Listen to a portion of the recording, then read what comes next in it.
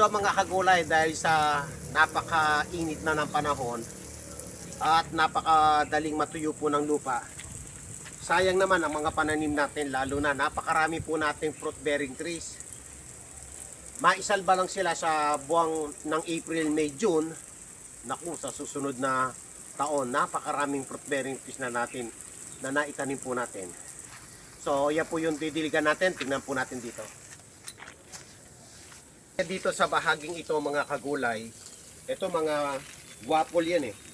Mga bayabas na malalaki yung bunga.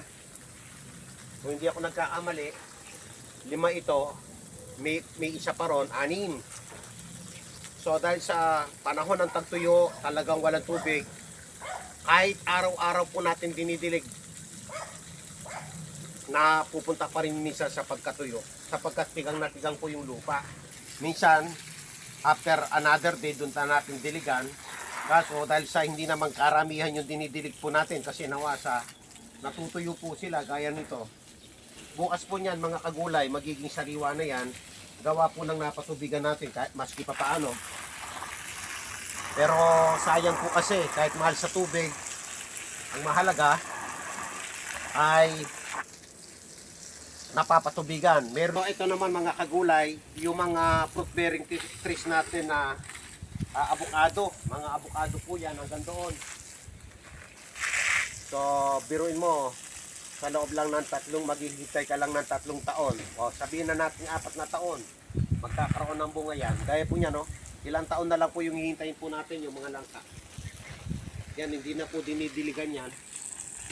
So mula dun sa mga taniman ng kalamansi, pinapalitan ko yung paligid dito ng fruit bearing trees.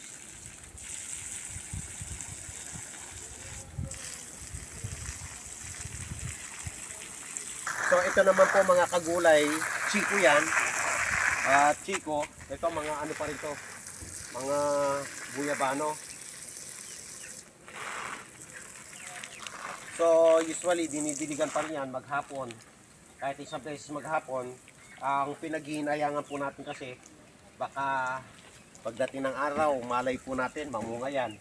Pwede maraming guyabano, maraming avocado. Ito naman po mga kagulay chiko.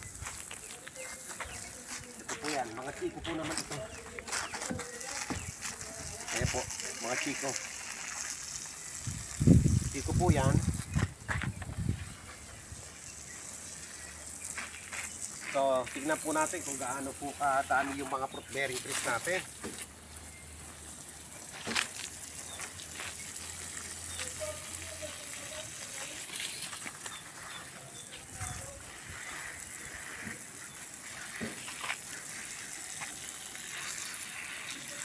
So, napakarami mga kagulay. Nasa ano po ito? Nasa mayigit 50 na puno po ito.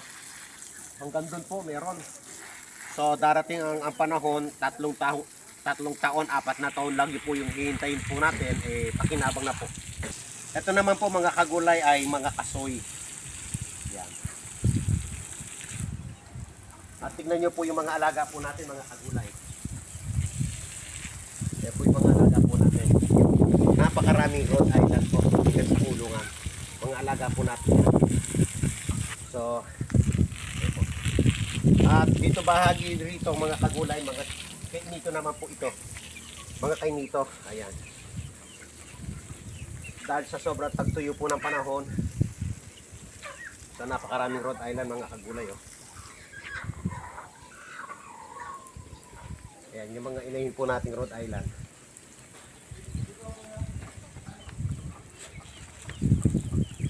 So, titignan natin, halos pagdating ng panahon, itong mga kalamansing ito magiging maraming fruit bearing trees.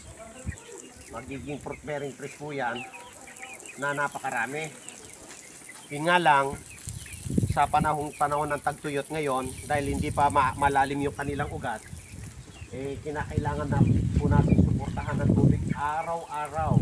Kaya po nito, isang araw lang po hindi nadiligan na tutuyo. Gawa po ng medyo may kataasan ng lugar dito, kaya kapag hindi po siya nadiligan ng isang beses sa loob ng isang araw, At lalo na hindi naman po karamihan yung pinandidilig po natin kasi nawasa po ito, malalanta. Kaya kapag ka nakapag-survive ito ng May, tapos June, pumatak na po yung ulan, safety na po yan.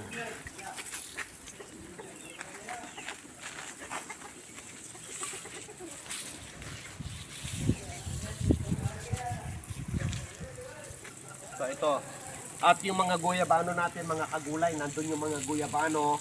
Meron din po tayong maraming papaya ron na naitanim. May mga duhat na nandun at ilan pa mga guyabano, nandun po lahat sila. So itong bahaging ito ay mga ilan lamang. Yung nakatanim dito, bayabas, maraming abukado, chiko, mga chiko po yan, kainito at kasoy. Samantalang yung itinanim po natin doon, guyabano at saka duhat. Kasi may malaking space pang puron. At dito po naman po kasi during rainy season, lumulubog po yan. Pero malay po natin mag-survive. Doon mataas, dito medyo kaya hindi ko muna tinamaan. So ganyan po yung naging aktibidad lang po natin. So after nito mga kagulay, pakakainin na po natin yung ating mga alaga at paiinumin na po natin sila ng gamot. Konti lang, sana bumuhos yung ulan para mabasa kasi talagang tuyong-tuyo po yung panahon ngayon. Importante makapag-survive. Pag nakapag-survive po yan ng buwan ng April, May, naku, napakaganda po niyan pagdating ng June hanggang next year na. Sapagkat dito kapag tumulo na po yung ulan, ayan, hindi na po yan mamasa-masa na po yung lupa. At dito po kasi bahagi niya lumulubog. So yung mga nandun, mga papaya naman, at yung mga nandun sa dulo ron, mga kainito ay mga duhat na grafted. So yan lang po mga kagulay, maraming salamat sa inyong pag-follow, pag-subscribe sa ating munting gulayan sa Paarlan. Maraming salamat po.